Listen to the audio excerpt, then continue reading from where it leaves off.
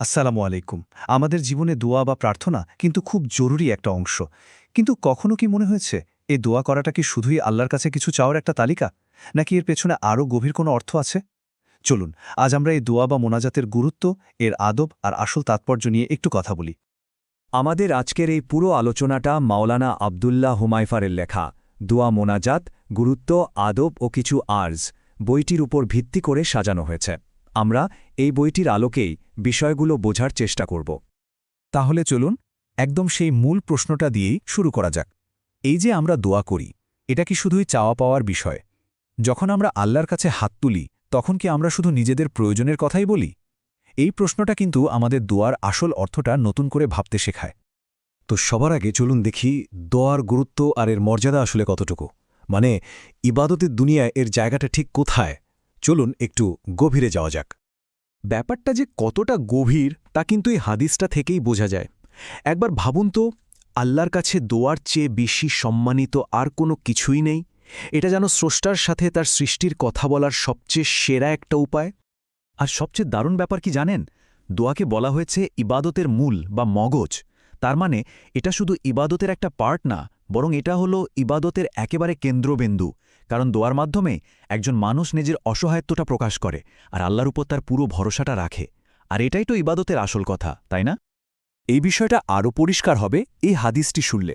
এখানে বলা হচ্ছে যে আল্লাহর কাছে কিছু চায় না, আল্লাহ তার উপর রাগ করেন।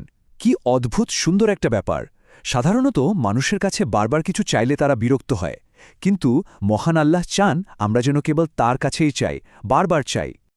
সুতরাং মূল কথাটা হল, আল্লাহর কাছে দোয়া করাটা কোনো অপশনাল বিষয় না, বরং এটা আমাদের ঈমানেরই একটা খুব জরুরি আর স্বাভাবিক অংশ। তার কাছে কিছু চাওয়া মানেই হল তার ক্ষমতাকে মন থেকে মেনে নেয়া। আচ্ছা, আমরা তো দোয়া করি, কিন্তু এই দোয়াগুলো কবুল হয় কিভাবে? চাইলেই কি আমরা সবকিছু সাথে সাথে পেয়ে যাই? চলুন এবার এই প্রক্রিয়াটা একটু বোঝার চেষ্টা করা যাক। দোয়া কবুল হওয়ার ব্যাপারে কিন্তু একটা দারুণ কনসেপ্ট আছে। বলা হয় মন থেকে করা কোনো দোয়াই আসলে বৃথা যায় না। এর ফল তিনভাবে আসতে পারে। ১. যা চাওয়া হয়েছে ঠিক সেটাই পাওয়া যায়। ২. ওই দোয়ার বদলে ভবিষ্যতের কোনো বিপদ থেকে রক্ষা পাওয়া যায়। অথবা ৩. এই দোয়াটা আখিরাতের জন্য একটা পুরস্কার হিসেবে জমা হয়ে থাকে। তার মানে প্রত্যেকটা দোয়ারই একটা পজিটিভ আউটকাম আছে। দোয়ার গুরুত্ব তো বোঝা গেল, কিন্তু দোয়া করার কি কোনো বিশেষ নিয়ম বা আদব আছে? হ্যাঁ, অবশ্যই আছে। আর এই আদব বা শিষ্টাচারগুলো মেনে চললে দোয়া কবুল হওয়ার সম্ভাবনা অনেক বেড়ে যায়। দোয়ার আদবকে আমরা সহজ করে ৩টে ধাপে দেখতে পারি। প্রথমত, হুট করে নিজের চাওয়ার কথা না বলে আল্লাহর প্রশংসা আর গুণগান দিয়ে শুরু করা। দ্বিতীয়ত, আল্লাহর প্রিয় নবী হজরত মোহাম্মদ সাল্লাল্লাহু আলাইহি ওয়াসাল্লামের ওপর দরুদ পাঠ করা। আর সৎশেষে একেবারে মন থেকে পূর্ণ মনোযোগ দিয়ে নিজের কথাগুলো তার কাছে বলা। এই কাঠামোটা দোয়াকে আরও সুন্দর আর শক্তিশালী করে তোলে। কিন্তু কথা হলো, প্রতিদিনের জীবনে এই দোয়ার অভ্যাসটা কিভাবে আরও সুন্দর করে তোলা যায়? এর জন্যেও কিন্তু কিছু দারুণ উপায় আছে। এখানে কিছু খুব সুন্দর উপায়ের কথা বলা আছে। যেমন ধরুন, নফল নামাজের সিজদায় নিজের ভাষায় দোয়া করা, কারণ সিজদার সময়ই বান্দা আল্লাহর সবচেয়ে কাছে থাকে।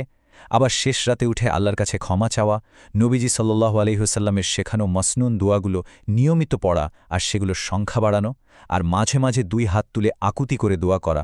এই ছোট ছোট অভ্যাসগুলোই কিন্তু আমাদের জীবনটাকে দোয়াময় করে তুলতে পারে।